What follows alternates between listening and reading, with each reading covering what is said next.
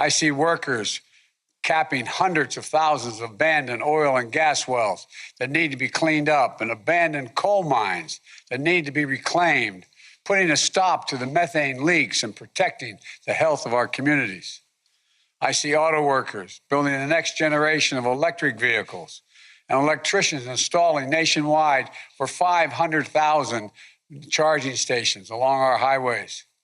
I see the engineers and the construction workers building new carbon capture and green hydrogen plants to forge cleaner steel and cement and produce clean power.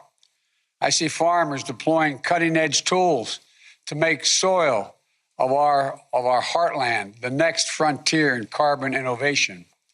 By maintaining those investments and putting these people to work, the United States sets out on the road to cut greenhouse gases in half by the end of this decade. That's where we're headed as a nation. And that's what we can do if we take action to build an economy that's not only more prosperous, but healthier, fair, and cleaner for the entire planet. You know, these steps will set America on a path of net zero emissions economy by no later than 2050. But the truth is, America represents less than 15% of the world's emissions. No nation can solve this crisis on our own, as I know you all fully understand. All of us, and particularly those of us who represent the world's largest economies, we have to step up. You know, those that do take action and make bold investments in their people and clean energy future will win the good jobs of tomorrow and make their economies more resilient and more competitive. So let's run that race. Win more sustainable future than we have now. Overcome the existential crisis of our times. We know just how critically important that is, because scientists tell us that this is the decisive decade. This is the decade we must make decisions that will avoid the worst consequences of the climate crisis. We must try to keep the Earth's temperature to an increase to 1.5 degrees Celsius.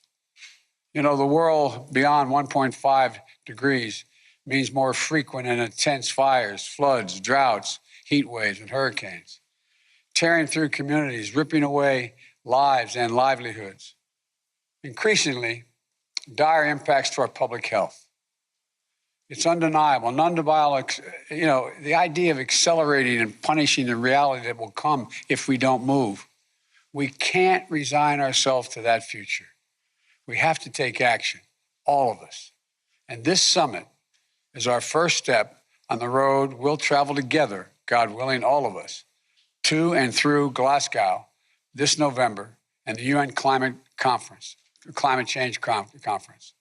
You know, to set our world on a path to secure, prosperous, and sustainable future. The health of communities throughout the world depends on it. The well-being of our workers depends on it. The strength of our economies depends on it. The countries that take decisive action now to create the industries of the future will be the ones that reap the economic benefits of the clean energy boom that's coming. You know, we're here at this summit to discuss how each of us, each country, can set higher climate ambitions that will in turn create good-paying jobs, advance innovative technologies, and help vulnerable countries adapt to climate impacts. We have to move. We have to move quickly to meet these challenges. The steps our countries take between now and Glasgow will set the world up for success, to protect livelihoods around the world and keep global warming at a maximum of 1.5 degrees Celsius. We must get on the path now in order to do that. If we do, we'll breathe easier, literally and figuratively. We'll create good jobs here at home for millions of Americans and lay a strong foundation for growth for the future. And that can be your goal as well.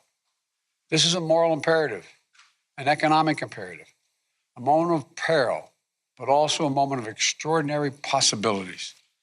Time is short, but I believe we can do this. And I believe that we will do this. Thank you for being part of this summit. Thank you for the communities that you and the commitments you have made, the communities you're from. God bless you all. I look forward to progress that we can make together today and beyond. We really have no choice. We have to get this done.